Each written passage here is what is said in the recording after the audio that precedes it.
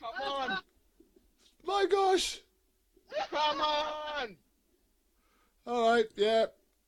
That's all you got to press. You've got to press Right. that. Okay. And Yeah. then you go live. Job done. Yeah. Let me do it. All right, I'm good.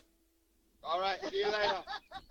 Sunday, May 27, 2018, GDS Entertainment proudly presents Grooving on the Hudson. That's right, Grooving on the Hudson Memorial Weekend Celebration. Music played by Road International, Selector Oxtail alongside King Shiloh International. All aboard the elegant Paddle Wheel Queens, One World's Fair Marina. Boarding 6 p.m. sharp from Flushing Queens Certified Shea Stadium. And Miss Marina will be selling 7 p.m. sharp. Also, For tickets, People's Choice Furniture, Bronx, New York. Doris Restaurant, Queens, New York. G's Restaurant, Queens, New York. Also, WorldGymGlobal.com. Also, complimentary dinner prize and surprises. Come party with us. Let's just take it slow. Sailing on the summer breeze. Imperial Lounge presents an icon. Reggae dancehall by the beach. To be held at Imperial Lounge, 2 to 14 High Street, Margate Seafront, Kent, CT9 180. To be held on the first Saturday of each month. Your host DJ Matt. Also rotating DJs, Roddy Boone, DJ Happy, And Younger General. Doors open 8 p.m. till late. Free entry all night. Music policy, reggae, dancehall, and a touch of soul. On the first Saturday of each month. Reggae dancehall by the beach. At the Imperial Lounge Margate. Do remember you can also get VIP and Shisha booking. More info on the World Jam Global website. That's www.worldjamglobal.com. Also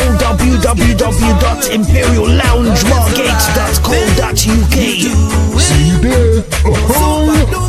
It's the right thing you doing. Rebellious like Malcolm. 1, 2, 3, swing it. Do you have an old sound tape or your favorite cassette tape that you want converted to CD or MP3 format? Do you need a demo CD, radio ad, a DJ or even a sound system for your wedding, birthday or special occasion? Then why not get in contact with KTR Records on 07931 152 448 or check out our website on www.ktrrecords.com. We have been in business since 2004 and also undertake community projects. So for your remixes, duplets and all your sound editing needs, why not contact KTR Records, official sponsor of World Jam Global Radio. KTR Records, coming your way.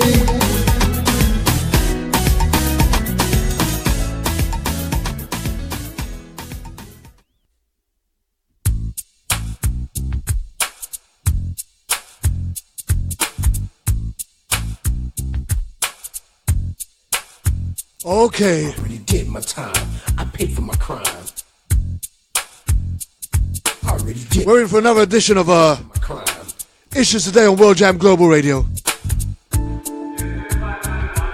Sorry about the delay. I already did my time. I paid for my crime. I already did my time. I paid for my crime. I already did my time. I paid for my crime.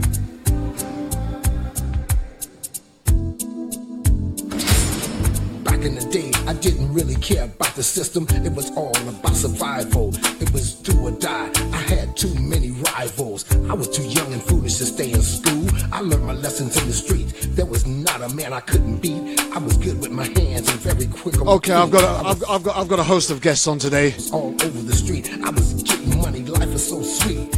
Now things have changed. The whole game has been Feature of today's show is P.O.S.T. changed, man. Protect Our Stolen Treasures. It ain't about being no gangster. Life is And we've got a group of mothers with a very important message to share today. trying to cope with this living hell. Dear friend who was on just a short while ago, Yolanda McNair. We've got a Donna Trezesi. I'm going to find a way to pronounce her name correctly by the time we finished here. Already did my time. Latoya Harrell and Gina Thane, I believe. My time. I paid for my crime. Already did my time. I paid for my crime.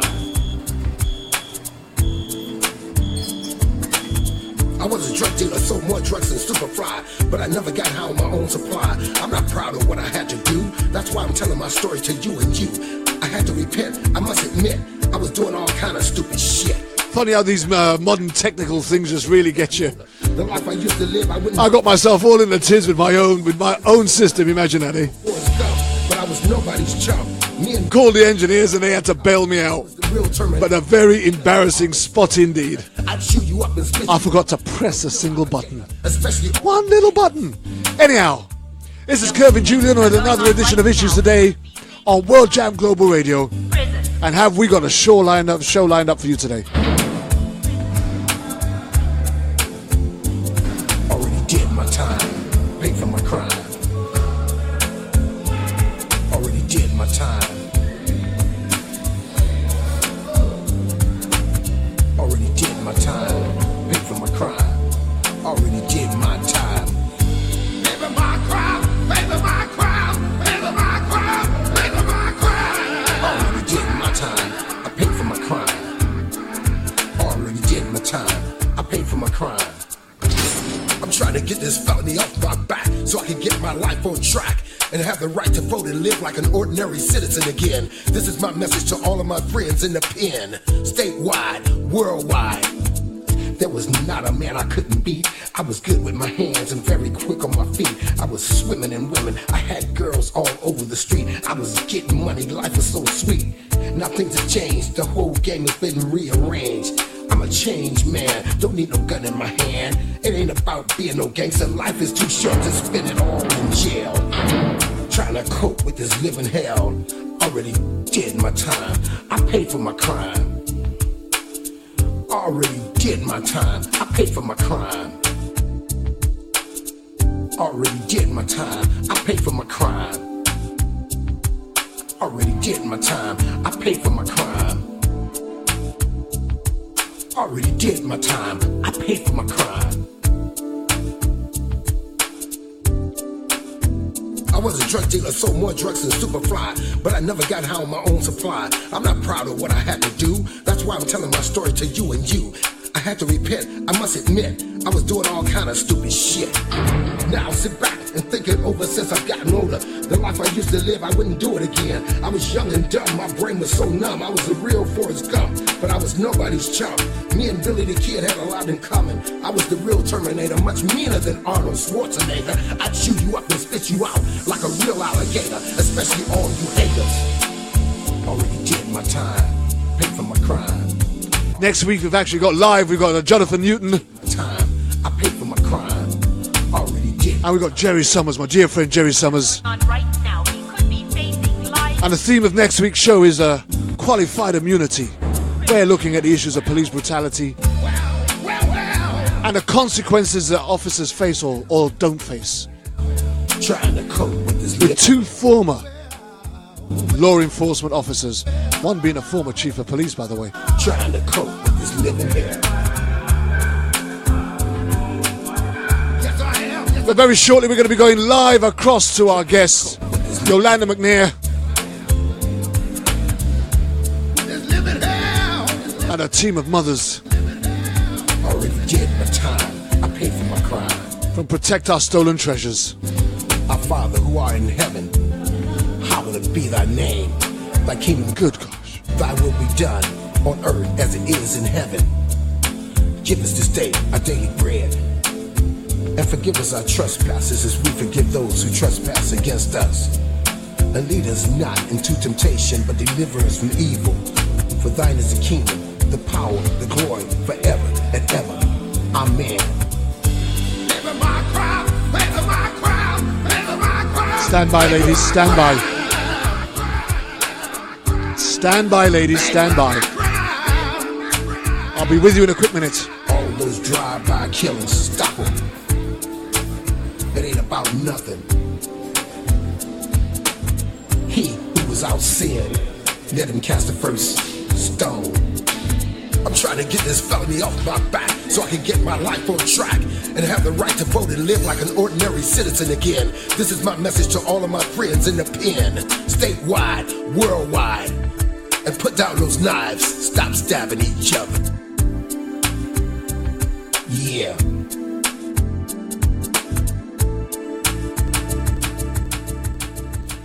Okay, without no further ado, I really want to apologise for the technical difficulty that gave us a late start this evening or this afternoon, wherever you might be in the world. I just want to say a big warm welcome to you, wherever you might be, all across the globe. My name is Kervin Julian. You're on World Jam Global Radio, and the programme is Issues Today.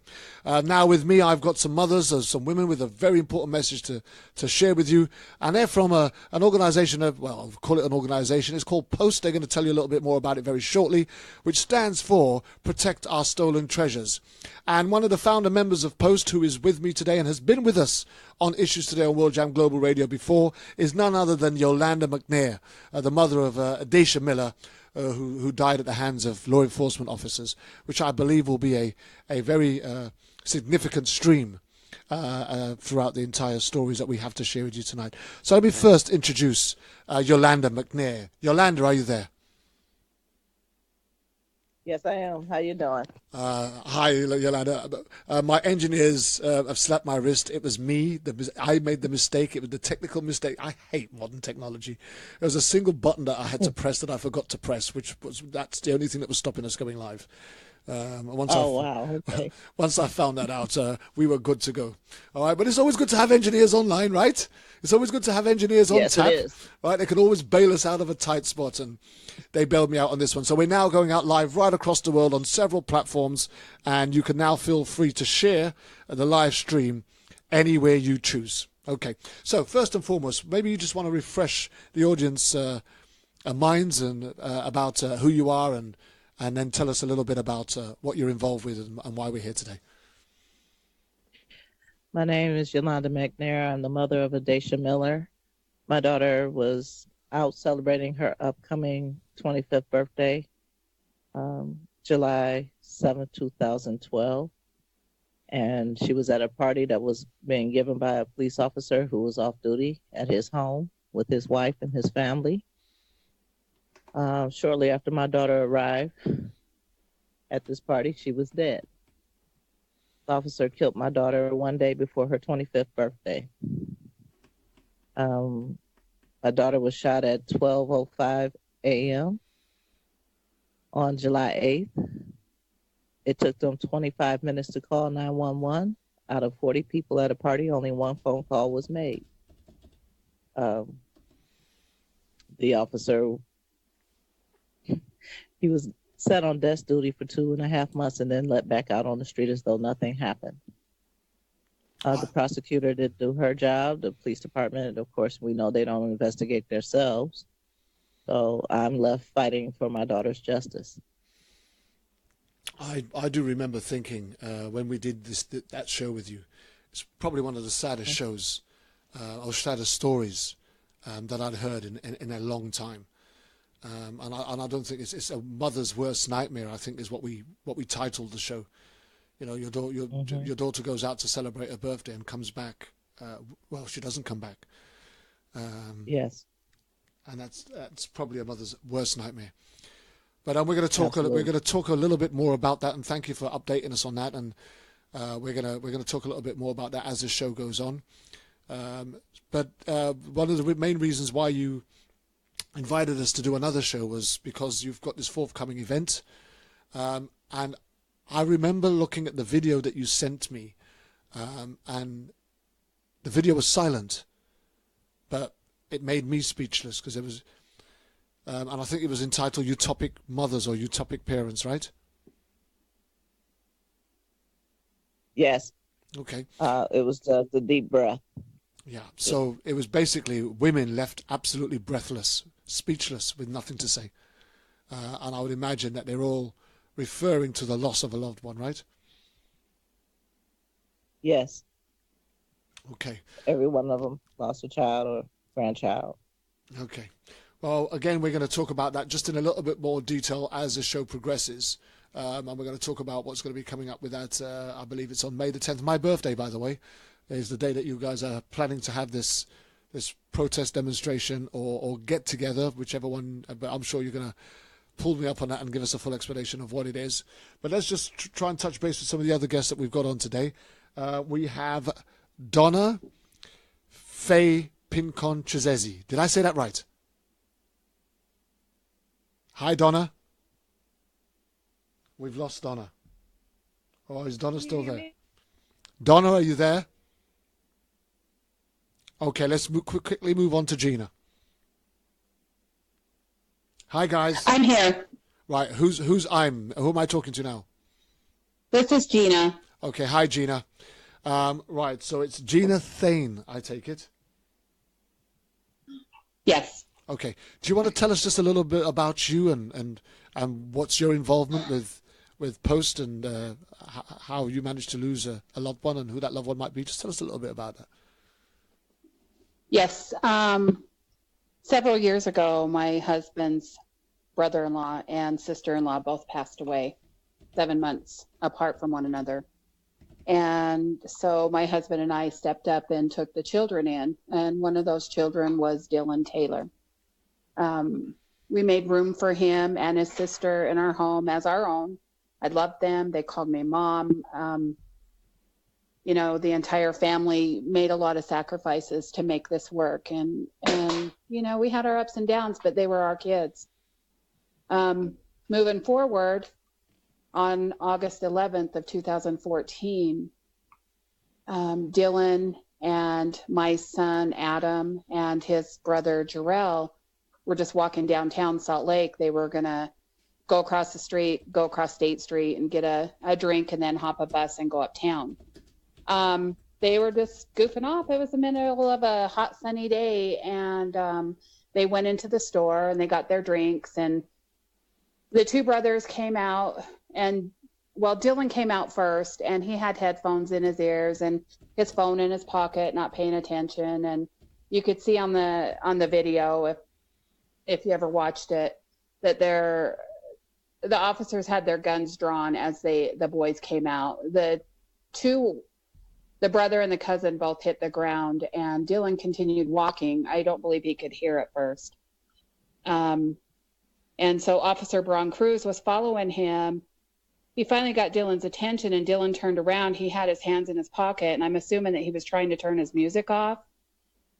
He kept telling Dylan to put his hands up, hands up. Dylan announced "Snaffle," and as he was pulling his shirt up. And I know my Dylan, I know his personality. He was trying to show him he was afraid of them. He was trying to show them that he didn't have anything. And he lifted his shirt up, and as soon as his hands moved, that officer opened fire on him and killed him dead.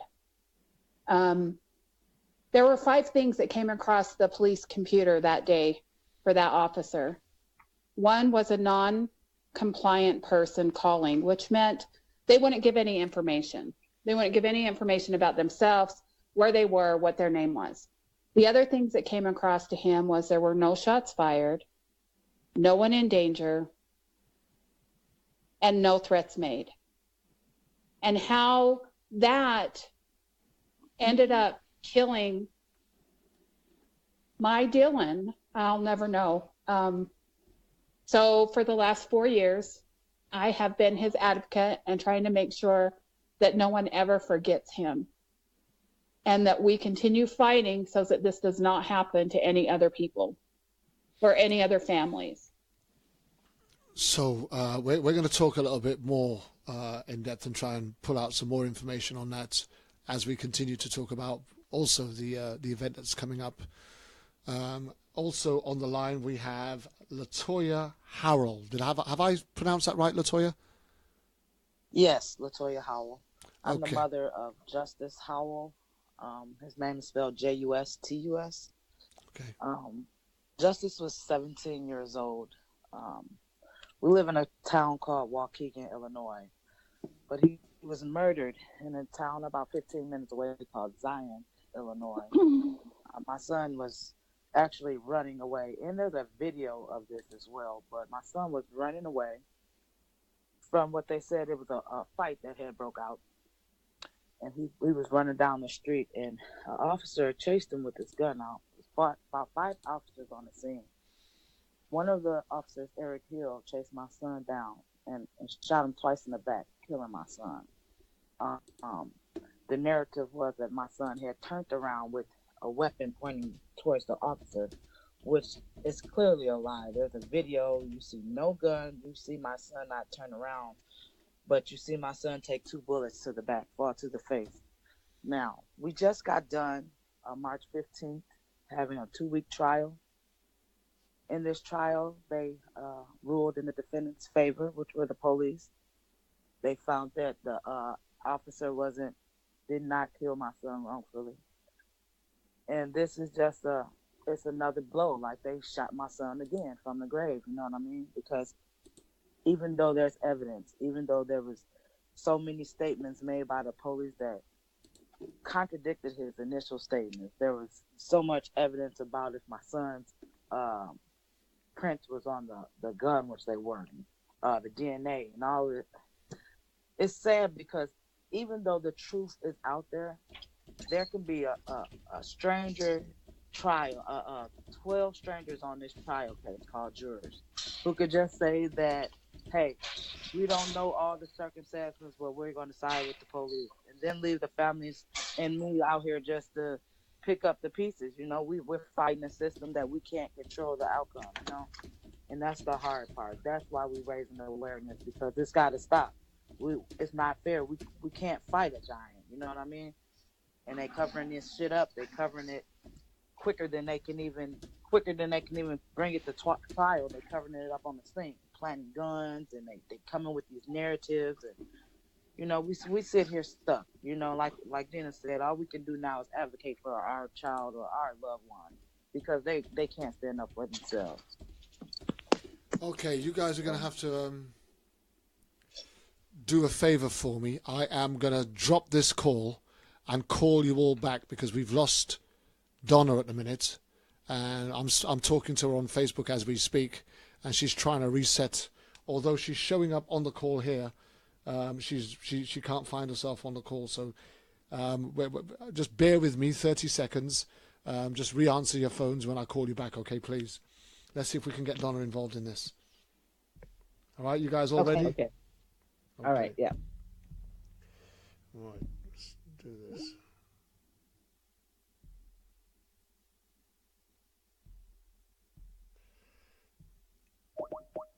Okay, you guys are going to just bear with me while we call everybody back into this call again. Let me just drop this advert in. Well, nope. Who have we got so far? Gina. Latoya. Okay. Donna. Donna, you there? Donna. Okay, are you there, Donna? Donna. I can hear Donna. Go ahead. Donna, you can hear me now? Can you hear me now? Yeah, we can hear you. I can hear you. All right. Okay. Sorry about that. That's fine. The weather's bad here, so. That's fine. So, Donna, if you could just give us a quick introduction as to who you are and a little bit about the case that you can give us, and your involvement with Protect Our Stolen Treasures, please. I'm Donna Giussesi. I live outside of New Orleans, Louisiana, in a little town called Kenner.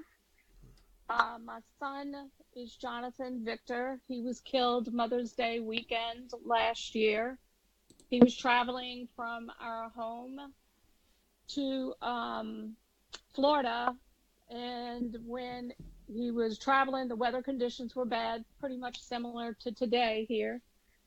And he either hydroplaned or a witness had said he possibly was run off the road. What actually happened in the accident, I'm not sure. I haven't received any of the police reports yet. But he ended up landing in the marshland on the Interstate 10 by mile marker 59 in Baldwin County, Alabama. So Jonathan, when the fire department arrived, Jonathan didn't exit his vehicle for the fire department. And so the fire department called, it appears they called the SWAT team. When Jonathan was able to get out of the passenger side of the vehicle because he could not exit the driver's side due to the whole driver's side of the vehicle was trapped in the bushes, in the trees. He stepped out into the deep marshland, which was deep mud and water. He got to stable ground, and one officer out of 15 shot him 5 times with an AR-55. He was bleeding, and he had something wrapped around his arm, and they claim that his jacket was actually wrapped around his arm. They thought was a weapon. Jonathan had no weapon. He committed no criminal activity that day, and he had nothing in his system, no alcohol and no drugs. My son was a professional. He had a career selling luxury eyewear.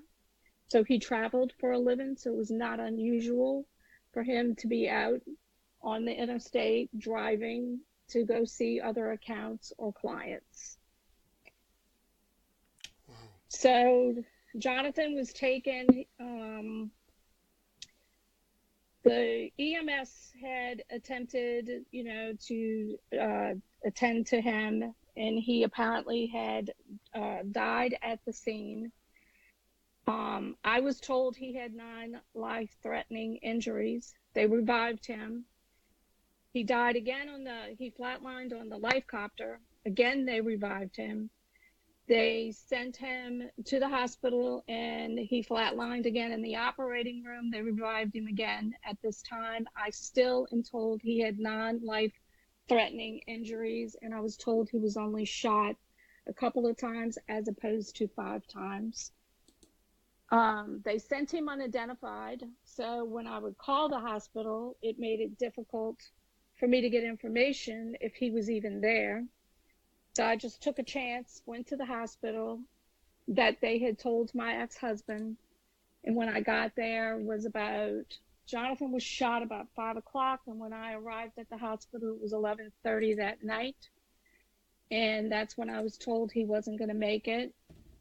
He flatlined while I was there. They brought him back. And then he flatlined the final time at 1:59 on May 13th with his siblings, his dad, his step-parents, and me holding his hand when he took his final breath. So not only am I going to the march with all these mothers to join together and unite and demand justice for our children, but I'm also going to be planning my son's first angelversary that weekend. Wow, you guys, these are like horror stories, right? And I bet, a few years ago, prior to these things happening to you all, these were only the type of things that happened to somebody else, right? Yes. But the one thing that you all have in common is that you lost loved ones to law enforcement officers whom we were raised to respect and trust.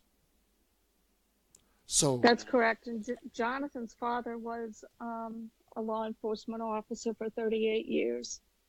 Wow. How does that leave you feeling? It just makes you see things completely different now. So it's like some of the things that you used to hear, and it's like now I see the world different, and I totally understand what all these mothers are seeing, just because everything that these moms and other family members have told me was going to happen has happened. And you know what? Go ahead. No, let's just break this down a little bit, because I think this is quite intriguing. I've never actually had someone in your position to be able to give the spin of the coin. So if Jonathan's father was a law enforcement officer for 30 years, you were accustomed to the environment of law enforcement, right? That's correct. Okay. And so some of the things that you'd have heard being said in the media, or even by some of these organizations who were protesting back in the day, so to speak, was you in agreement with, or was you questioning, was you challenging? What was your mindset back then? So back then, I divorced my ex-husband in 1985, so it was many, many, many years ago. But like my ex-husband was on the New Orleans SWAT team, and I remember him going out on SWAT rolls. And my ex-husband never came home saying he killed anybody. And when he went on SWAT rolls, they were out there sometimes 24 to 48 hours trying to get the people to come out of the house and have everybody safe. So, like Jonathan's situation, I mean, he was in the accident, fire got there, SWAT pulls up, Jonathan gets out, and they killed him. They didn't even try to de-escalate anything at all. So I don't know if things have progressively got worse over the years, which I do think they have, because now I think that it just doesn't matter. I mean, I do think that certain lower income neighborhoods were probably picked on more back then. But now I think it doesn't matter. You could be a child, you could be there was just as of yesterday, a 71-year-old woman was shot at, I believe it was her home, because she had a weapon in her hand. But for God's sake, she's 71 years old. Like, you can't communicate with her and get her to like put the weapon down, because I know of instances when my ex-husband was on the force that he did that many of times. Have any of you four ladies, the loved one that you lost, were there any drugs or mental health related issues connected to your loved one? I will say no for mine, but that shouldn't matter anyway. No. I'm not even saying that it does matter. I'm just asking the question. Okay. Again, for me, it doesn't justify in any way. What I've also noticed out in America recently is the lack of understanding that law enforcement has with people relating to mental health. I know you guys have had a whole series of killings where police have opened fire on somebody because they didn't understand that person's or that individual's state of mental health. I was just trying to look at some angles to bring it from different angles, and I was hoping that you all might have a slightly different angle that we could take it from. But I don't mind. We'll take it from whichever way it goes. But I just want to quickly zip over to Yolanda. So Yolanda, since you've come into contact with a lot of these women, has it surprised you, the different types of stories that you've heard?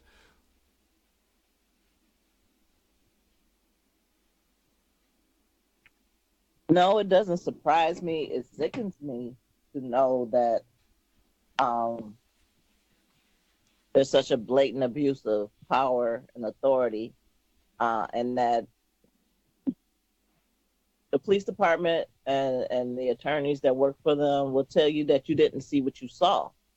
Don't believe your eyes, don't believe your ears, don't believe in common sense. Each time the scenarios get more bizarre and fantastic. And as the police chief in my daughter's case used the word unfathomable, as to how these young ones, these people are losing their lives. It's just like that, it's open season, and it doesn't make a difference who it is. Yes, they do tend to target people with mental issues, because they can always use the excuse, well, you don't know what their state of mind was, or I had to fear for my life because, they have all this strength and energy and all that other stuff. Anything is a good excuse, except for the fact that you're not addressing the fact that you got too many officers that have mental issues, that are suffering from PTSD because they can come back from being in Afghanistan or wherever and just immediately become a police officer. They don't have to go through the academy again. They're just move right into position. They're just recruited. Immediately. There's no waiting period for them. There's no checking to see if they have any mental instabilities, anything in their past. There's no psychological examinations that go on a regular basis, and that's something that we're fighting to get done. But to sit up there and say, I can't believe it, I can't believe it left me about 3 years ago. It really did. Now it's just, well, damn. You know, What's next? Yolanda, when we went through your story a few weeks ago, and as we tried to examine how I think there was 14 people who said who was witnessed in the garden, and I think out of the 14, was it 13 said that they 14 witness statements that I did get out of 40 people. Yeah. But yet this because this off-duty officer was throwing this party, it's almost as if the evidence to support his version of events was fabricated to fit, right? Yes. And yet here we are with 4 ladies, 4 mothers who have all had to come into contact with law enforcement for the most unreasonable reason, which is the loss of a loved one. So can I just jump in and try and grab hold of Gina a minute? So Gina, how did you manage to find support amongst organizations like that, which Yolanda and those are running now? You know, it's been really hard. I think the best support that I have received is from other mothers that have had the same situation. I think I forgot to mention when I spoke about Dylan before that Dylan was unarmed and there was no crime committed. The person on the other end of the phone was intoxicated, and this officer was able to slide right out of accountability just by saying, I was in fear for my life. And I'm so sick and tired of hearing that. But in Utah, it seemed like there was a whole string of these killings going on. There was Darian Hunt. He was a person of color, and he was killed out in Harriman because he was dressed in cosplay for Comic-Con. He was no threat to anybody, and he was shot in the back and killed dead. There was James Stewart. There were so many people killed in 2014 by officers. They were totally out of control. And if it wasn't for the mothers surrounding me and us having, unfortunately, the same thing in common, I don't know what would have happened. And they're still my strength to this day, because unfortunately, your own family kind of gets tired of hearing your heart cry out and hearing your story. And us as mothers, we don't want to stop talking about our loved ones. You know, we don't want no one to forget them, and we want something done before it happens to anybody else. So we reach out to each other, and we cry on each other's shoulders, and we help brainstorm to try and pass legislation and make changes for training and de-escalation, and you go 2 steps forward and 3 steps back. And keep going. Hello, Latoya. Are you there, Latoya? Okay, let me just jump. Yes, I'm here. You're there, Latoya? Okay. How easy is it or how difficult is it to get somebody to believe you when you say that your child, your loved one, was unlawfully killed by a law enforcement officer? Well, first of all, it's not easy just because immediately the police jump on a narrative and push something out there. Like you said, whether it's mental illness, they get, whether they're in gangs or they try to slap it on them being a criminal. And, you know, unfortunately, the media is a real big part in the reason why we don't get justice, because so many people watch the media, they watch television or get on social media and they believe the narrative that's put out there instead of actually trying to do the research or even care about the truth, because it's all over the internet, it's all over the news, and they're all automatically siding with the police officers because they're raised, like the majority of the people, to believe in police to protect and serve. And when that's contested, automatically I think people just they choose a side and they want to believe that the police are good and righteous and just and but when you look at all the evidence, it's like they get blindsided by the narrative. It's like it could be right in their face and they just don't believe, they don't choose to believe it because um really I think it's a disconnect in the communities, you know. Some people are just too consumed in their own lives to want to um, feel any kind of sadness or you know, just the empathy, the sympathy of the community is one thing, but when you have the empathy like us as the mothers or loved ones of those murdered by police, when you have that, that's the only support. Like you said, people get tired of hearing your story, but this is the only thing we live for now is because we have a void in our life and our loved ones can't speak out for themselves, and nobody in the community is trying to, you know, build that force with you because for one, they're scared. For two, a lot of people don't even know how to build the support they need. They don't even know where to go, where to look for, you know, the resources they need. And we're stuck out here, you know, and as grieving mothers or family members, it's hard to stay on the righteous path or a positive path when we have so many down days. It's hard for us to even, you know, get our other children together, you know. Having a loss like that is is more than devastating. It's more than, it's like you lose a piece of your life. You know what I mean? Absolutely. It's hard. It's hard, and to think that you have to force or make people believe that your child was innocent, that's absurd. It's absurd. And I think that the She's truth right. needs to be out there in all cases. She is very right. Let me just slip over to Donna if I can very quickly. So Donna, in your case, being somebody that was accustomed to law enforcement and the ways of law enforcement, how did you get the news that your son had been killed? How did you get to hear?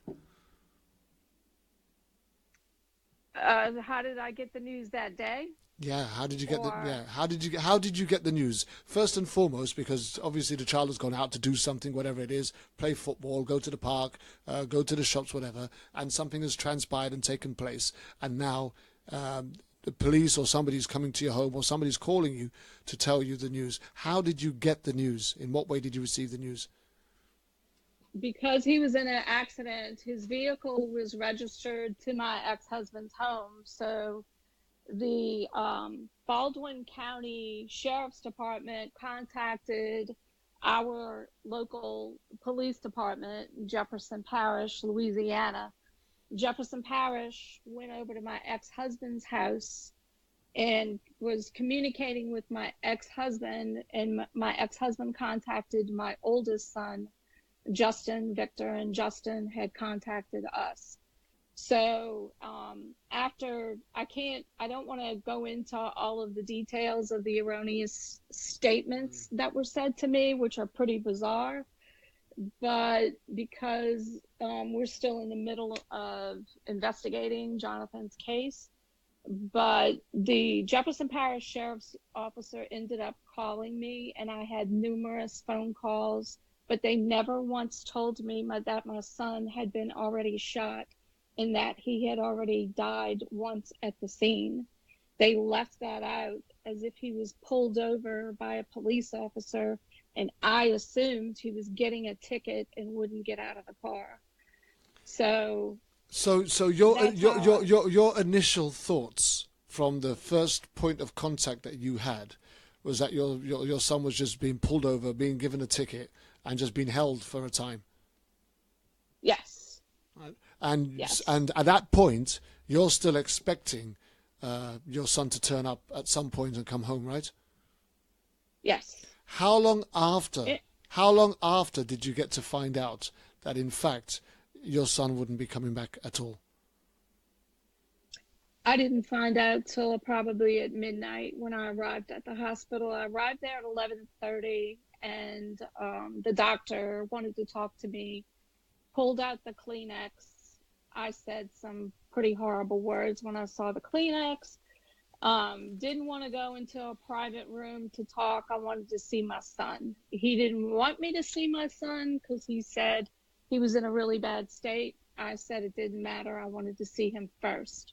And that's when I started taking in that it possibly wasn't good, but I still did not think that he was going to die. I still, because I didn't know, because I was told that he had only been shot 2 times. And it was the statements, like the ladies are saying, like when they the sheriff's department makes all the statements. I'm held back all this time before I really find out any facts that he was, the doctor said he was shot 4 times, but the autopsy said he was shot 5 times. So it's taken me all these months to find out that it was 5 times. And it's like, when I was sitting there, standing there, I didn't even think that my son was going to die. And when I saw him, I didn't think that he was going to die until we started walking down the hallway to go in the room for the doctor to tell us what Jonathan went through from what he knew. And at that time, I just started, I didn't even cry. I was just like, how long did he bleed out? How long did he lose oxygen? And those were all the things the doctor couldn't say, but the doctor said that his muscle of his heart, that they had to cut his chest open to massage his heart, and that his heart was already pretty flat from the loss of blood. So, my youngest son, my oldest son, and my daughter-in-law, when they tried to revive him when we were at the hospital after the doctor talked to us, and Jonathan had flatlined, and the doctor had to pull his heart out. My children watched that. I didn't watch it. I watched their faces and just prayed that he came back. And he did come back long enough for me to be able to hold his hand for him to take his final breath. So it was definitely misleading because I just thought he's getting a ticket, whatever. He's probably, I didn't know why he didn't get out of the vehicle the way they made it sound. But now it's, until I now probably will never get the truth, because if it wasn't for these moms educating me on how it really goes, I had no idea that the justice system was this way. I had no clue. I was blind. And nobody wants to hear it. No, and that's, I suppose that's the toughest battle that you guys face, actually, is the fact that that's all you've got on your mind right now. You're consumed with the loss of your loved one, rightly so, and the injustice of it all, the inexplanation of it all. And just nipping over to Yolanda, if I can, this common thread of inconsistencies as far as information is concerned, when a loved one is unlawfully killed by law enforcement. This is a common thread, right? Of this inconsistent information, of how they try to bury the truth. Right. They do. I mean, they give you misinformation, misleading information. My daughter laid in the hospital for over 5 hours before I was even notified that she was shot. I know of a mother who was sent to 3 different hospitals. Another one was sent to 5 different hospitals. Kimberly Griffin, my vice president, her son was the police officer forced his vehicle off in Ohio. They picked him up and took him to Virginia. So now we're in Michigan. So she's got to travel all the way to Virginia just to have her son die in her arms. He was already brain dead. They took him off life support, and he took his last breaths in her arms. But we get that all the time from them. They will tell you that your child was in a different area, that something else happened to them. That wasn't your child. You just can't find your kid. You don't know your child. Anything they can do to buy themselves time to do what they feel they need to do to cover their behind. And even after the fact, they will continue to do that. As I stated before with the Dacia's case, for the next 5 days, I got different scenarios of how my daughter got shot. And it's like y'all couldn't get together in a room and figure out one lie and stick with it. And let's be clear, narrative is a different word for lie. Look it up in the dictionary. That's all it is. I love that. That's probably my quote of the year so far, that they couldn't just get into a room and get one lie right. Gina, are you there, Gina? I am. I'm here. Okay. So Gina, as you hear these women continue to tell their stories, how similar are these inconsistencies of truth in relation to your case? It's remarkably unbelievable. When they killed Dylan, it was still daylight. It was like 5 o'clock in the afternoon. And they also detained my son and my other nephew for 5 hours. They took them in handcuffs in police cars and interrogated them for 5 hours as if they were criminals. They didn't know if their cousin, their brother, was dead or alive. And it wasn't until 1:30 when my son called me crying and told me, "Mom, they just shot Dylan. Dylan's dead." Not one officer called me. Not anyone. They gave me no information. And I couldn't find anyone. I couldn't find one soul that could give me the information that I needed to find out where my Dylan was. And then when we were able to go and identify his body, the coroner told me that was the cleanest shot that he'd ever seen. And I didn't understand what he meant by that, because it was 2 shots. And what he meant, and I found this out with the medical examiner's report, is that they were straight kill shots. They didn't even go through the fabric on the shirt. And Dylan's shirt was lifted all the way up. You could totally see his waistband. You could see everything. You could tell that he didn't have a weapon. And they shot and killed him. Everything these ladies say, these men have their own version, and they can get out of every ounce of accountability by just saying, "I was in fear for my life," for no reason at all. Now, I'll come to you all in turn, because this next part that I want to try and get out I think is significantly important. So, the law enforcement officers now have drawn their weapons, and have now fatally wounded or killed. In your guys' cases, they've killed your loved ones, their intended target, so to speak. And then in most cases, and definitely in all of your cases, these individuals were found to be unarmed. How was the description of your loved one as they tried to portray them in order to justify their reason for killing? How did that come across? Did you recognize the individual that they were trying to explain that they were pursuing before they killed? Because the one thing that I've found in all of these investigations that we've done, because I only really pursue those unlawful killings where the individuals were not involved in criminal activity.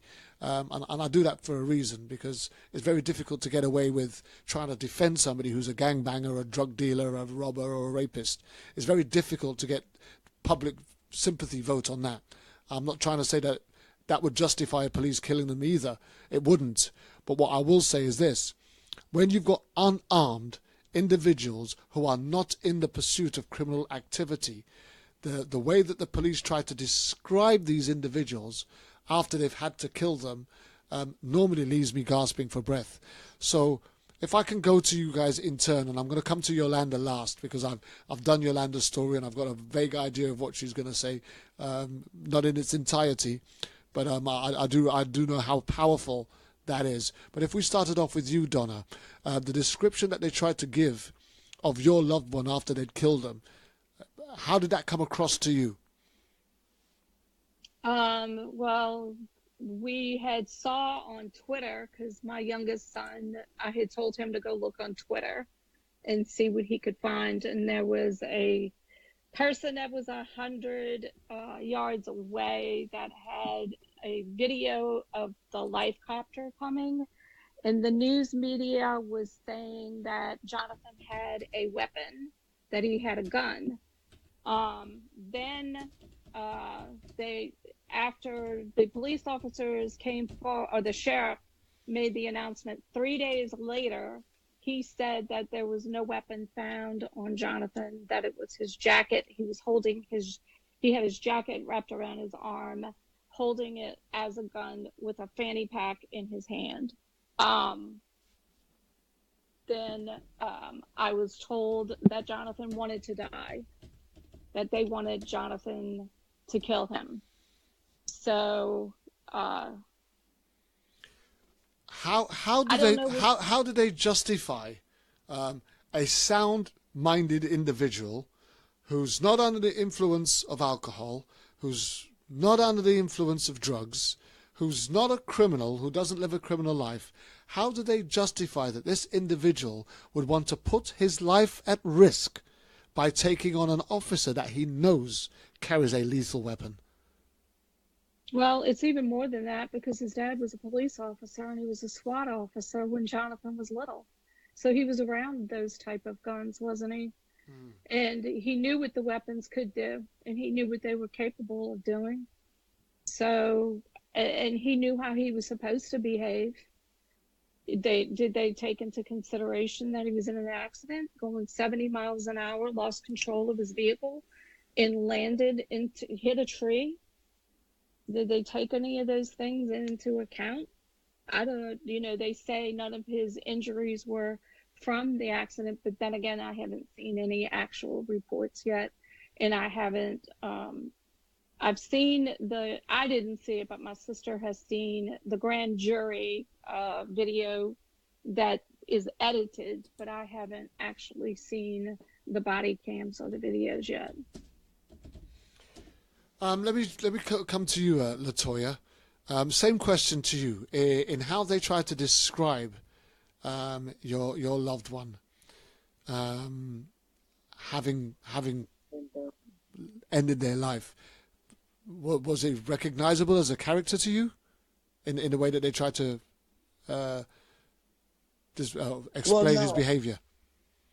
Well, no. Well, the thing is, they automatically tried to say there was a fight and that they heard gunshots, and they found a gun on the scene after my son was already killed. And it even came out in the evidence that when my son fell to his death, there was no gun over there.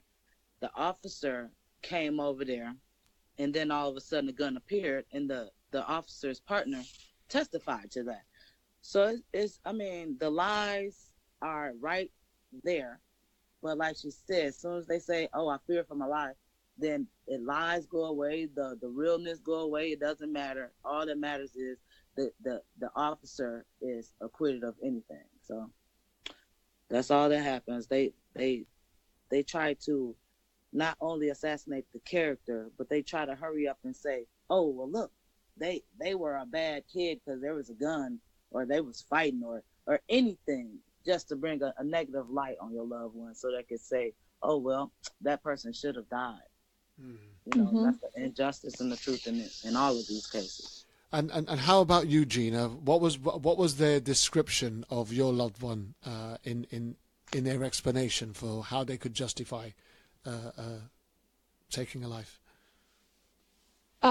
They absolutely tried to criminalize him, and I can tell you this: one, they weren't looking for Dylan until there was a call coming in saying that they seen 3 men with a gun, and it wasn't a gun; it was a phone. Two, they went on his Facebook, and because he had a bad day the day before and had mentioned that he was sick of this, he was sick of all the trouble that was going on, he was sick of everything, they're trying to make it look like it was suicide by cop. And that's the biggest lie. I was so upset and so pissed off. I walked out of the DA's office because He even put Dylan's Facebook comment the day before in the official report. And the sad thing about it is, Dylan was having a great day. He was with his cousin and his nephew. There was no altercations. There was no criminal activity. There was nothing. Dylan's worst crime in his life was when he was 17. He went with his buddies. He stood outside. They went in. They did a beer run. They stole a tip jar on the way out. And I'm not trying to make that sound, like nothing, but it had nothing to do with this event. And Dylan did his time on that. He was a young kid that didn't know his rights, and he did a year in jail because of that. He was on probation because of it. The only thing that kid had on his whole criminal record right at that very moment that he was killed was probation, not parole, and he had a infraction, is what they called an infraction. That officer had absolutely nothing. He knew nothing about that infraction. All that was because Dylan hadn't reported that he had moved from one city back to Salt Lake yet. So the officer, the officer had no relationship with him then? They didn't know him? Absolutely not. Nothing. He did not know him. He didn't know of him. When that officer got out of that car, he had his finger on the trigger. And you can go look at that body cam. I posted the body cam to YouTube. I want people to know the truth of what happened to Dylan Taylor because it's happening all over the country. A few days ago, there was a young black man killed in West Valley City, Utah, which is right near us. I'm going to that rally today in West Valley to speak for him. His name was Elijah Smith, and I'm sure you guys will hear about him. Yeah, we have. And it's the same thing. Yeah. These officers are just pulling the trigger and trying to criminalize these kids. It's the first thing they do is criminalize them. It's a very sad state of affairs, but it's actually the truth. And Yolanda, Renadesha, lost her life at the home of that off-duty officer. They tried to paint a different picture of her also, didn't they? Yes, they did. It went from just something totally innocent to demoralizing my child in the way that they decided to change the scenario and say that my daughter was doing some sort of exotic dance on the ground in front of the cop, and she pulled at his waist, and that's how she was shot. They had to come up with some sort of lie to explain how, if the officer's gun is on his waist in the waist holster, how did my daughter get shot in her chest? So they asked me what my daughter does for a living. A reporter asked me. I answered the question, which my daughter was a licensed massage therapist specializing in physical therapy. And they took that and turned it into my daughter's doing an exotic dance on the ground. I know of no woman bold enough to go into a man's home with his wife and his family there and do some exotic dance on the ground for him, unless the wife has hired her. My daughter's not a dancer. She never danced. All her friends, that was one of the first things out their mouth. Mom, why they lying and saying that they dance? She don't dance. I know. But yeah, anything they can do to destroy that person's character, they will do it. What was the level of alcohol in her blood when the autopsy was done? 0.9. So they can't even claim that she was drunk and she'd gone over the top. Right. And now they want to get the world to believe that this totally sane and intelligent individual who left school, college or whatever with honors was going to take out this absolutely foolish behavior which was going to cost her life. Yes. And they do that to everyone. If you look at the scenarios, when you look at the stories that the officers put out, and we're going to call them what they are, their story. The person is some sort of miscreant. They are a hoodlum, a thug, a gangster, a drug junkie, some sort of promiscuous fool, anything other than a person. They try to take everything human out of them, and we as mothers have to continually remind people our children were humans. They were people. They had lives, love, things that they wanted to do and be. But here's the thing. Individually, as these cases go up individually, and that's how I would imagine that the prosecution and the jury deals with it. They deal with it on merits individually, and the police tries to paint a picture of what this individual is like. But it seems to be the same picture or similar picture that they try to paint on every individual that they've unlawfully killed. And what I struggle with is how the juries across America and the judiciary system in particular haven't cottoned on to that yet.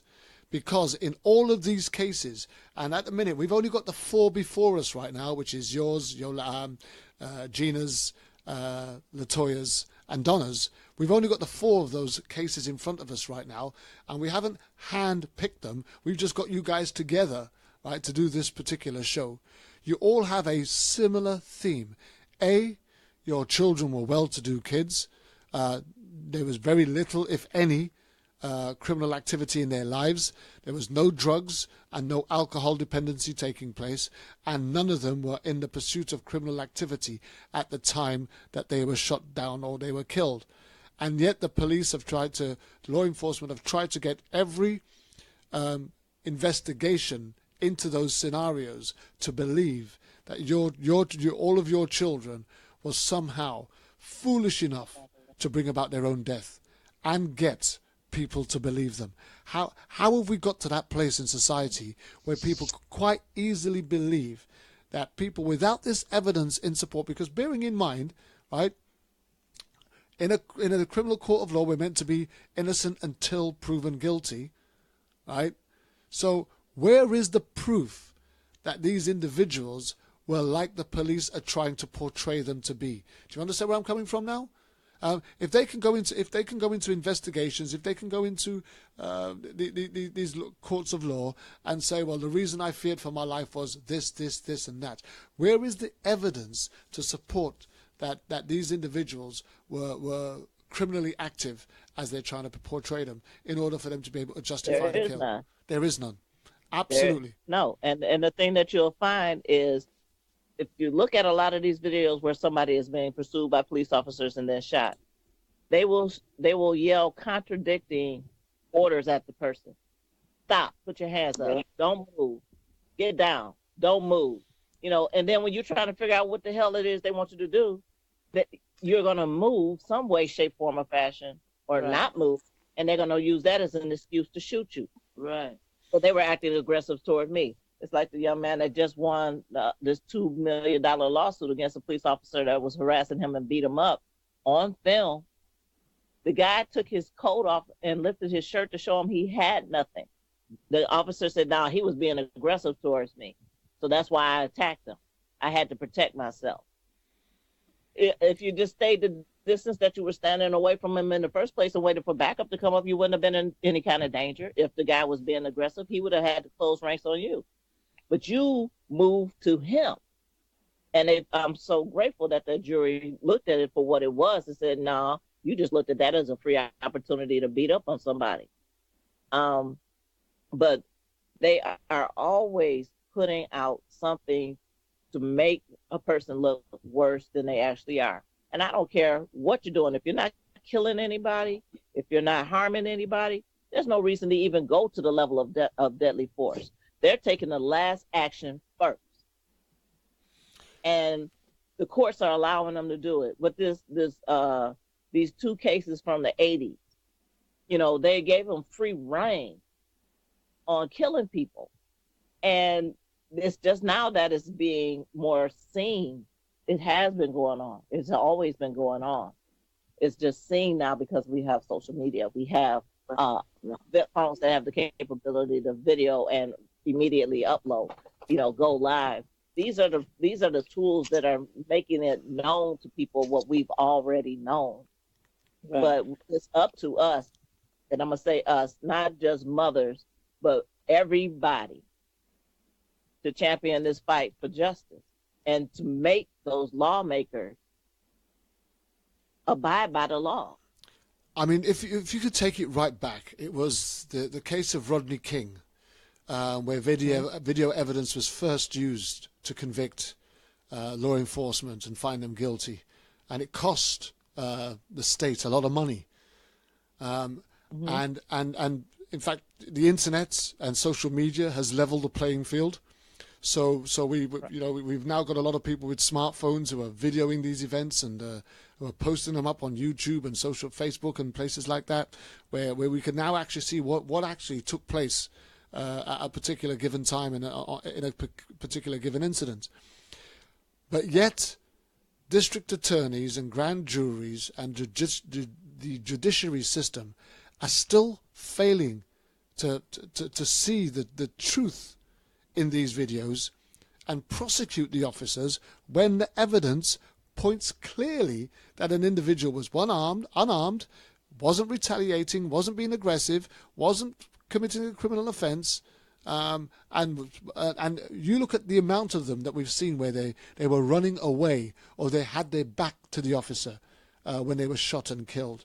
It's an alarming rate. And the amount of times that the officer has still used that term, I was in fear for my life.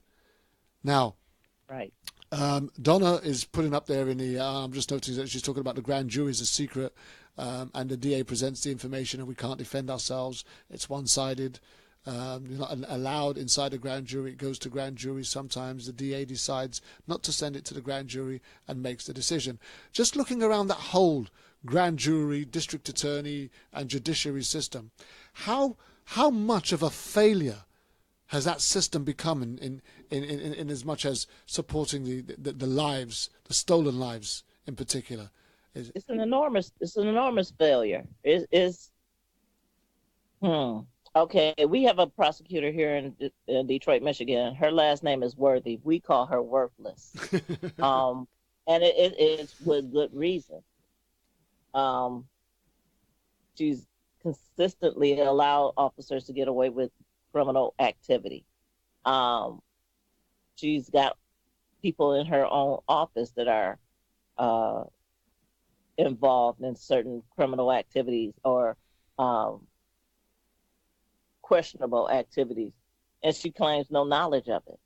But you're the prosecutor. These are your people that you have investigated on a regular basis, but you don't know what's going on. But our prosecutors, I mean, that's the reason why we do the Feet to Fire, which is a one-day protest that we do monthly across the states, calling out prosecutors and district attorneys on their inability to do their job. You're failing us. And it's to that point where we need to do this, and we need to do it monthly. On the 27th of April will be our 15th Feet to Fire. We've been doing it for a year and some change. But it's necessary that we call them out on it and that we let the people who are newly elected to those positions know this is what your predecessor did. We're not going to have it from you. We're going to keep our eye on you. It's record after record of somebody doing something. Officers that have a history of being violent towards the citizens that they're supposed to be protecting. That they, I mean, there's so many officers throughout this country that are accused of rape, assault, that are being caught on film now. They know the camera's in the cell, and they still will go in there and commit that act, thinking that somebody's going to delete the footage for them, or you know, you're not seeing what you're seeing. And I mean, come on, you can't keep telling us that we don't see what we see. They're gonna make us build an army. Right. That's what's gonna happen. Exactly. My daughter was an innocent person at a party. She was doing nothing. She wasn't running from anybody or being aggressive to anybody or anything like that. She was a guest at a party. If you didn't want her there, all you had to do was tell her to leave. It would have been no big deal. She had family members within walking distance of that party. And she still ended up dead. And I told them, it's mighty strange that the only person that had no connection to anybody here other than being invited by someone who came is the person that's dead. Now, Right. we're coming up to around about half an hour left of the show, so we really want to get into one of the reasons why we agreed to do this show in the first place. The one thing, again, another thing that all of your children had in common was that they were loved. They weren't just they weren't just another statistic or a victim. They were somebody's mother, somebody's father, somebody's brother, somebody's sister, somebody's uncle, somebody's auntie. They belonged to somebody. These individuals whose lives were lost, and that's why you guys have formed this organization called P.O.S.T. Do you want to tell me a bit about P.O.S.T. and what it does and how long it's been running, Yolanda? Yes, I'm sorry. I'm sorry. Could you ask your question again, my daughter? Do you want to tell us about a bit about P.O.S.T. How long it's been running, okay. and just tell us a bit about why it was formed and where it came from. Okay. Well, P.O.S.T. Stands for Protect Our Stolen Treasures. We just celebrated our 2-year anniversary, March 23rd. It was formed by myself, Kimberly Griffin, who's the mother of Kimani Davis, Kevin Kellum, who's the father of Terrence Kellum, Myrtilla Jones, who's the grandmother of Ayanna Stanley Jones. We all lost our children to police murder, and we knew that we needed to bond together to fight for our children's justice, to be their voice, to be their champion, because they no longer can fight for themselves. I said to one reporter, it takes you right back to when your child is the baby and you're the only one that can defend them. We're right back at that. Yeah, I can see that. And P.O.S.T. We help anybody throughout the country. It doesn't make a difference where you are. If we can get you some help, if I can put you in touch with somebody, we can put you in touch with somebody. We're going to do whatever it is we can do to help you, because we don't believe that anybody should stand alone.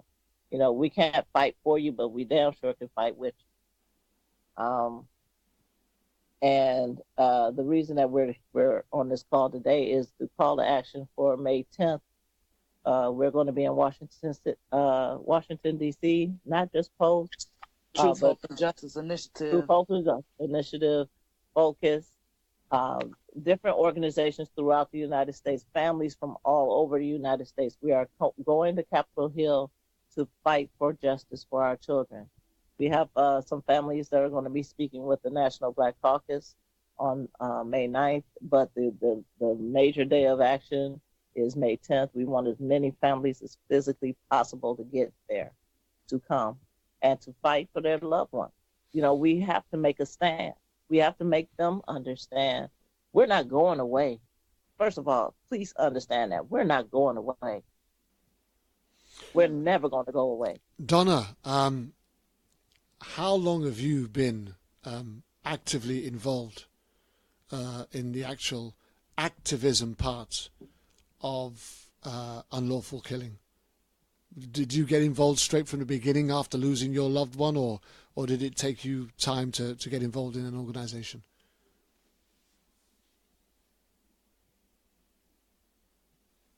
Hi, Donna.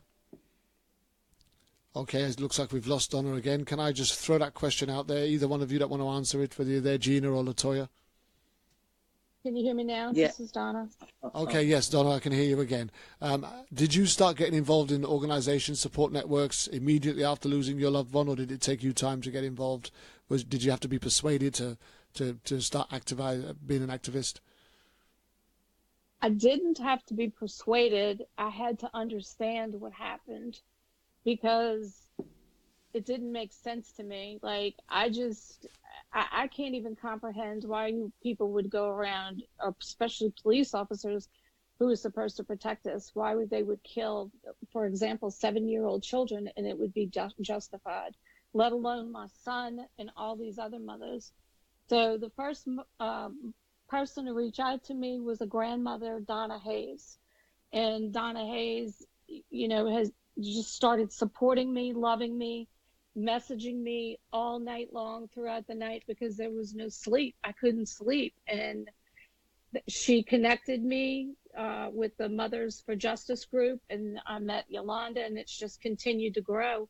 And the more that I'm learning, how can you stay silent? How can you not want to stand up for what's right? I have more children. I have grandchildren. These mothers have more children. Some of them, it was their only child. But I don't even want the neighbor or my enemy's child to be shot dead like this. It has to change. When you start looking at change, because change can only take place when those that are involved are willing to change.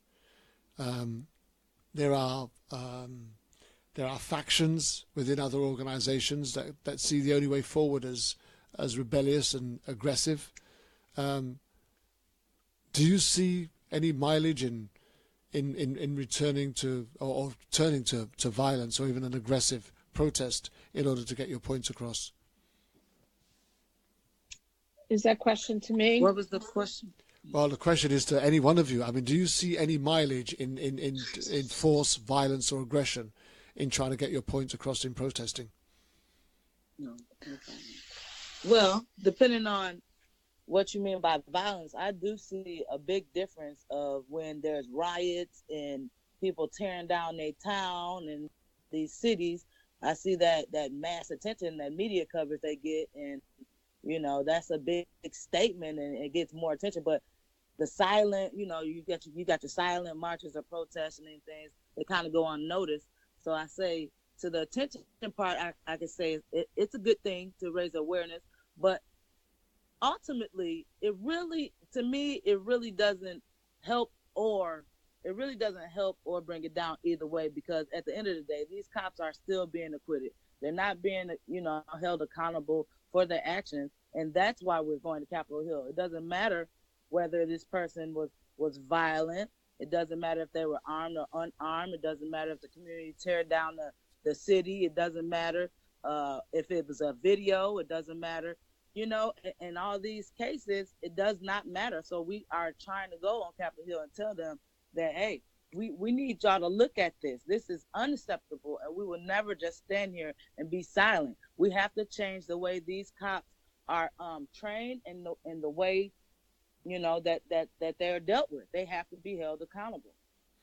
And I suppose if I quickly jump onto you, Yolanda, that's where the battle has to begin, really, isn't it? Is accountability. Somebody has to be accountable for these lives. That's right. Absolutely. I carry a sign with me very often.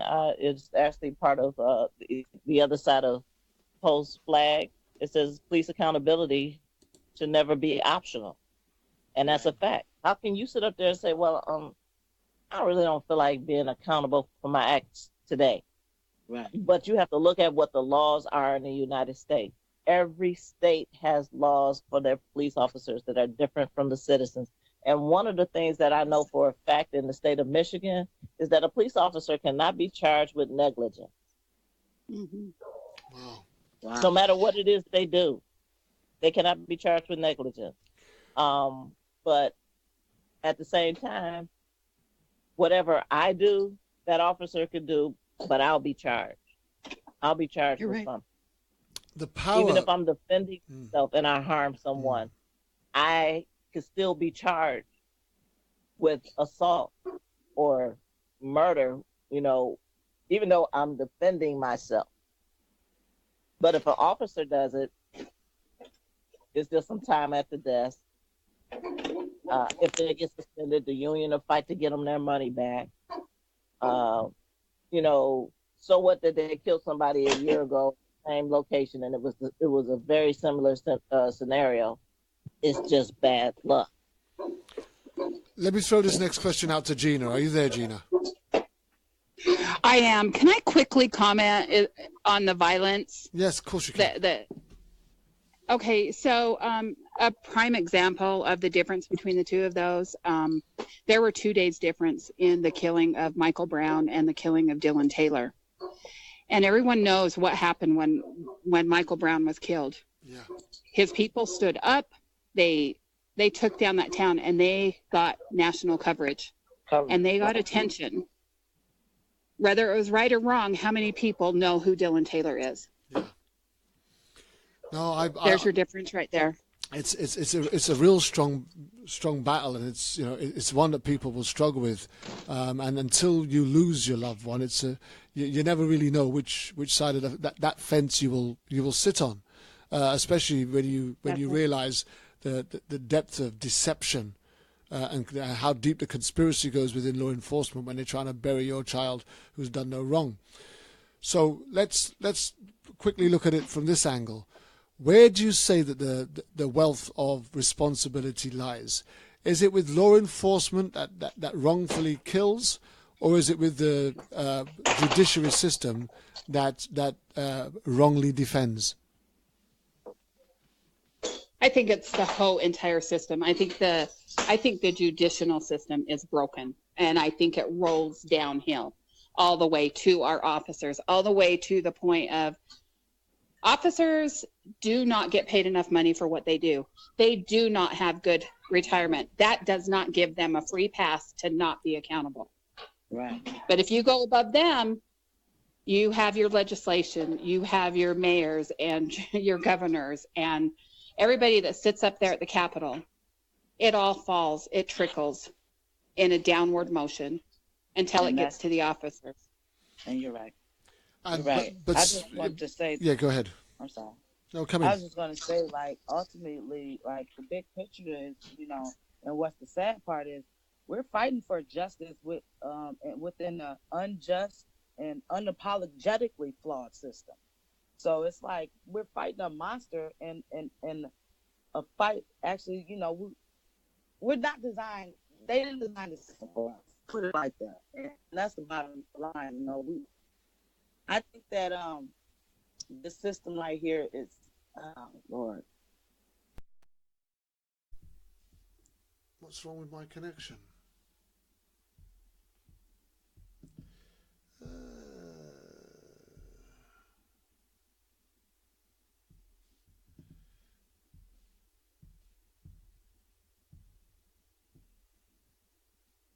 Man, I have to hang up. No, I'm still here. Oh, okay. I'm still here. It's okay. We lost the signal. I've got it back. I am back.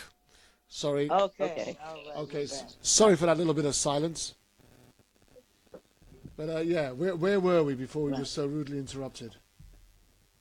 I was just finishing up saying that this system, needs to be basically dismantled, and we need to create a new one because this one is, like I said, is unapologetically flawed. Like, amen. We're fighting a system. We're fighting for justice in a system full of injustice. Exactly. So is the battle trying to separate the district attorney, the prosecution service from law enforcement? Yeah. And, I even, I'm working with a few people on an idea, which I really don't mind putting it out there, of, getting someone from a different state when it comes to a police officer. Don't have the local district attorney or prosecutor deal with that case. Have somebody from a different state so that there's no affiliation, no loyalties, no friendships to be worrying about rubbing somebody the wrong way. It's just about getting justice. That way you can hold people more accountable. Because, you have to look at it. When it came to my daughter's case, I just keep coming back to that because I can speak from that. One of the things that people kept saying was, I wonder what that cop got on Tim Worth, that he's not being prosecuted, because it was blatantly obvious to absolutely everyone who you spoke to, including police officers. I've had police officers say to me, he should have long since been in jail.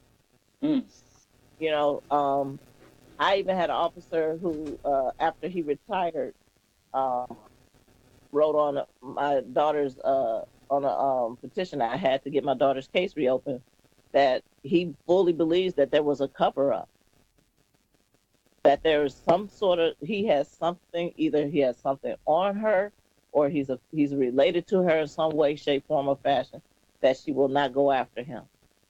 Because he said that was the shop talk. How in the hell is he still on the force? My daughter was still at his house, at his party with his service weapon while he was off duty. How in the world are they not holding him accountable for what happened? And as we discovered when we did that show, Yolanda, it's actually unethical and against the law for a law enforcement officer to be using to be carrying his service weapon while he was indulging in alcohol consumption. Not only that, but dancing as well, which they consider that a sport activity. They're not allowed to have their service weapon on them at all. And this officer was at his home with his family and coworkers, and some people had infants at this party. I suppose that's probably one of the biggest struggles we have, is when there is clear misuse of the laws governing a law enforcement officer's actions in the way that he applies himself to the job or the way he applies himself to a certain situation, and that's just not acknowledged whatsoever as they continue to pursue a very illegal approach to criminalizing the victim that they've now killed. How do we try and get some clarity, authenticity, some integrity back into that form of investigation? What steps do you think we need to be taking in order to get them to realize that as a people we'll settle for this no more?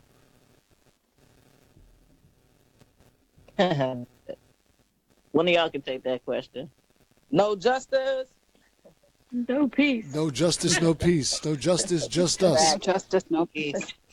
Yeah, Exactly. that's how we definitely have to stay in unison. It's a big thing for the family members to stay in solidarity because we understand what's going on, and that support system is very, very important because even though we feel we could have 1,000 people in our community saying it was wrong, but at the end of the day, they're not sitting here in our homes with us, crying with us, trying to help us raise our kids. They're not knowing the severity of what goes on in our lives every second of the day, And for Right. someone that can answer the phone at 3 in the morning, which we all wake up, answer the phone, send a text, or just say, it's okay today, stay encouraged, or that death day, or that birthday, or that day of remembrance that your loved one that you don't think you can make it, and you have an appointment to make, whether it's a doctor's appointment, a job, taking your kid to the dentist, or whatever. We need that support. It's another human being telling you, hey, you're still here for a purpose. So we need you to continue to fight for your loved ones so that everyone will know their name and their name will live on, and that another loved one won't have to feel alone. Even though we can't stop this thing, we can't stop this wheel from rolling, we can grab a hold of each other and say, look, we're not going to stand for this. We're not going to let our kids die in vain. We're not going to sit here and let these people be silent about this. We're not going to accept it. And I believe that it will speak volumes for eternity. Amen to that. Now, the one thing, again, another thing that you guys all seem to have in common is this stream of support that goes through the organization that you guys have set up. And this event that's taking place on the 10th of May, is there a particular direction, is there a particular objective set out for that day that you want to accomplish for that day?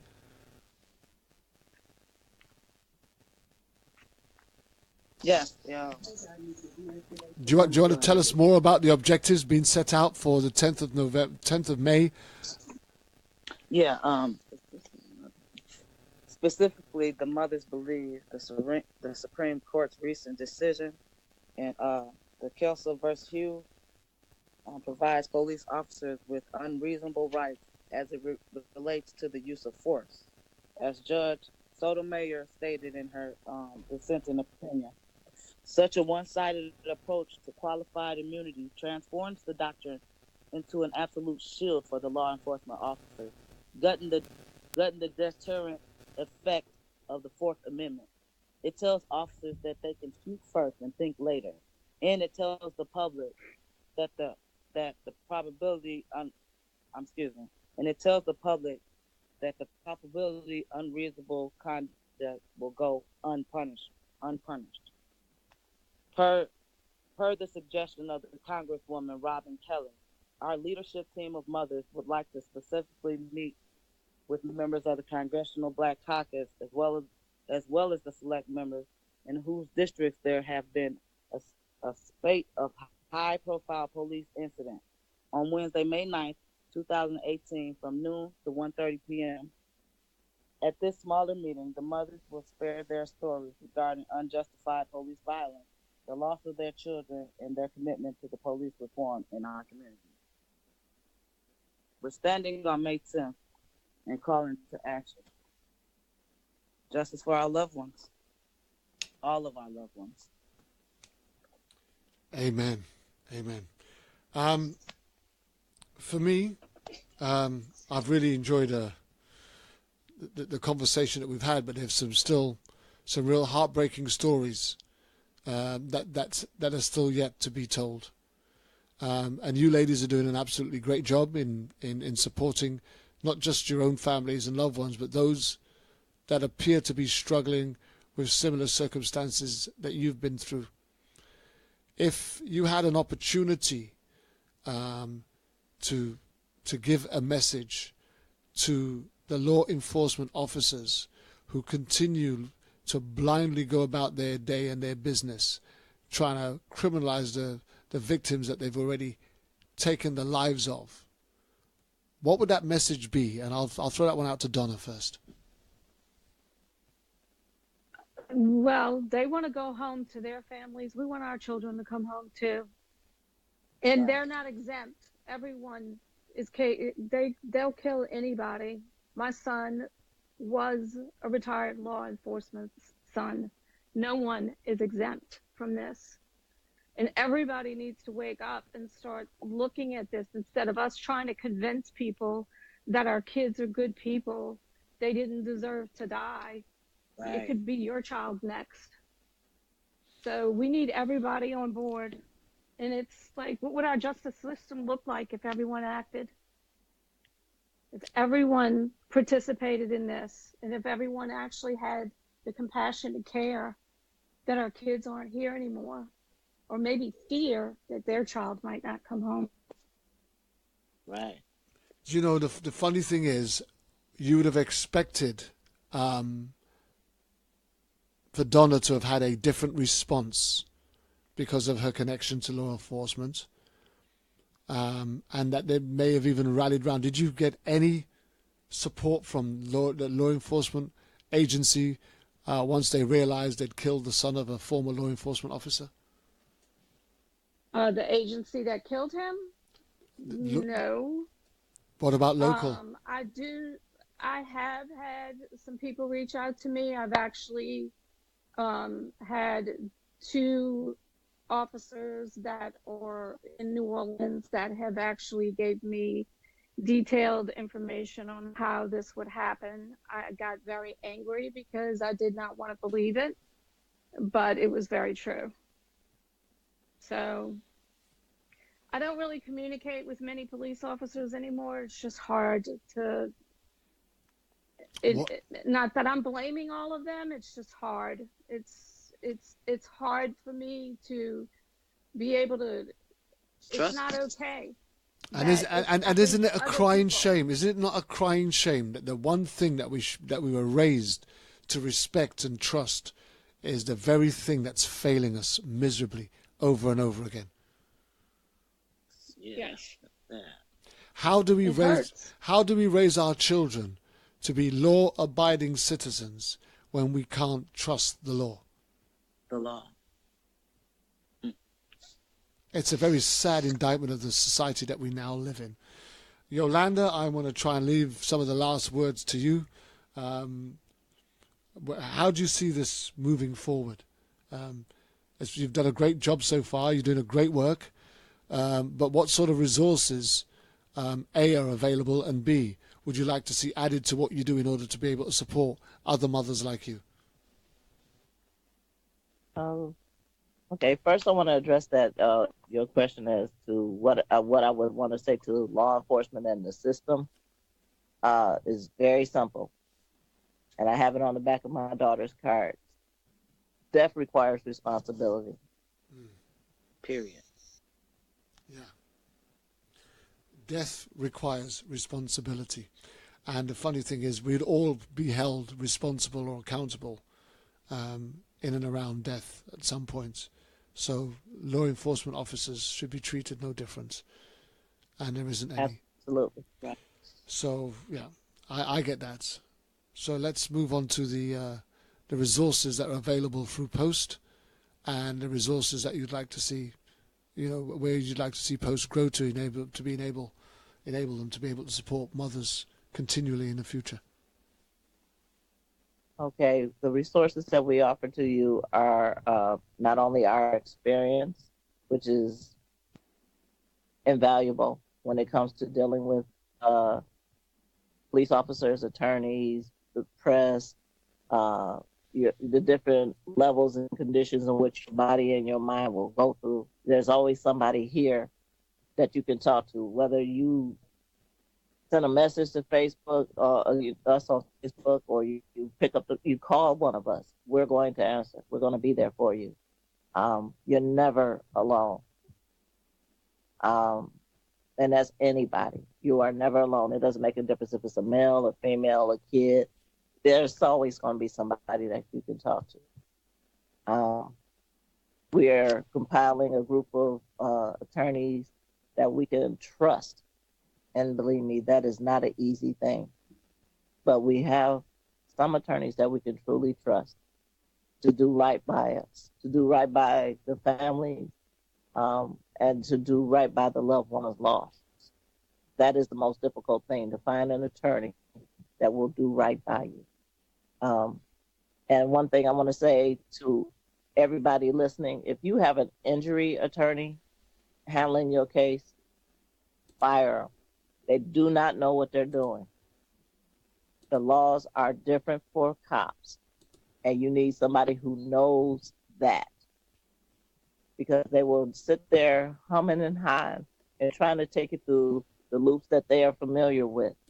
Waste your time until the point where you have right where you cannot file a case for your child. So do not use injury attorneys.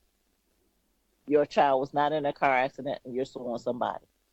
Your child was killed by a police officer. Your loved one, your father, your husband, your brother, whomever. Do not use those attorneys. I'm not saying that they're not good attorneys, but they just don't know what the hell they're doing. We also provide, and we're going to implement some outreach programs a little later on in the year, where we are providing resources for people who need to get back out there and work, mental and physical specialists that they can talk to, that it's not going to cost them. They don't have to worry about, did they have insurance, in order to be able to speak with these people and get some help. Give different activities and whatnot for the children to help them cope with what they're going through, find them a positive way to express their pain and their loss. We're also looking for resources. We need a building. We need a building that we can have all this housed in, where we can work with the community, where we can have our food pantry, where we can do different activities and whatnot for people, hold different events, recognize people who are making strides and achievements, and hope, even though I really want to find another word for it, a place to hold those anniversary memories. We need somewhere to do that. We need transportation, because we travel the country. I'm getting ready to go to New York in a week or so. Then we're going to go to Washington. But we need resources that will allow us to help folks, get help to people, and the professionals who are in those positions to help these people. Don't sit there and say, well, they didn't come ask me. You didn't let us know that you were available. Make yourself available to us. Avail some of your time. Do it pro bono. Stop worrying about the dollars and start worrying about the people. Right. That's what we need. You said that perfectly, Yolanda. A lot of people in there that's helping the community, they worry about, oh, well, how much it's going to cost me, or how much can you give me? No. Let's go ahead and do that. Take out your time. That's what support comes from, your love and your time and compassion for other people. So that networking for us I want to add that too. That networking for us is very important. as family members as well. Yolanda has P.O.S.T, her organization, and she helped out with us. Focus, our organization, is for our children's undistracted success. And I believe it's important for us to grasp the community youth. So we created that organization, and we also do give out scholarships and things of that nature. So the networking part with the mothers is very important, like you said, with those the lawyers and just as far as the transportation goes too. That goes a long way for transportation. Those resources to get the mothers to each state to stand in solidarity with each other. That's one thing we do need to get out there in the community to get more help on. Is that network. Okay, ladies, we are kind of we have run out of time. I just want to thank you all, Yolanda McNair, Gina Thane, Latoya Howell, and Donna Faye Pincon Chizese. Thank you all. Listen, Thank you. We're gonna get together. We're gonna get together again after the event and maybe follow up. And ladies, if you want to give your stories a full airing on this show, please contact me. And we'll do just that, okay? Just as we did with Yolanda, we're quite willing to open up our lines on our show to do the same thing with you. But I want to thank you all for sharing your time with us today and your stories as you did. And we look forward to hearing what happened on May the 10th as you guys go out to do what you do. We stand in solidarity with you. We stand in support with you. We stand in love, shoulder to shoulder, knowing that we serve a God Almighty who will do amazing things, and we believe that good overcomes evil. It will do in the end. They're not going to get away with this forever, but we thank you for your diligence, your strength, and your courage for standing in the gap for those who don't have that strength. Thank you. We'll catch up with you real soon. You take care. Okay. Thank you, sisters. Okay. All right, you're welcome. Thank you, everyone, and quit killing our kids, and at least say you're sorry. Amen. That's a good starting point. We're out of here. Can I say one thing? Yeah, go ahead. I attached the link to the Truth, Hope, and Justice Incentive page, initiative page, if anybody wants to look at it. And I also attach the donation. If anyone wants to donate, volunteer, or if they need help, that link is also attached underneath this live stream. Yeah, we've seen all those attachments, and yeah, we'll share them for you also. Okay. Okay. Right, thank you. Okay. Thank you. Thank you, everyone. God bless. Ladies, love Bye. you all. Bye bye. Thank Love you. you. Love you too, Carvin. Keep up Bye-bye. alive. Love you all. Bye bye. Sunday, May 27, 2018, GDS Entertainment proudly presents Grooving on the Hudson. That's right, Grooving on the Hudson Memorial Weekend Celebration. Music played by Road International, Selector Oxtail alongside King Shiloh International. All aboard the elegant Paddle Wheel Queens, One World's Fair Marina. Boarding 6 p.m. sharp from Flushing, Queens, certified Shea Stadium. And Miss Marina will be selling 7 p.m. sharp. Also, For tickets, People's Choice Furniture, Bronx, New York. Doris Restaurant, Queens, New York. G's Restaurant, Queens, New York. Also, WorldGymGlobal.com. Also, complimentary dinner prize and surprises. Come party with us.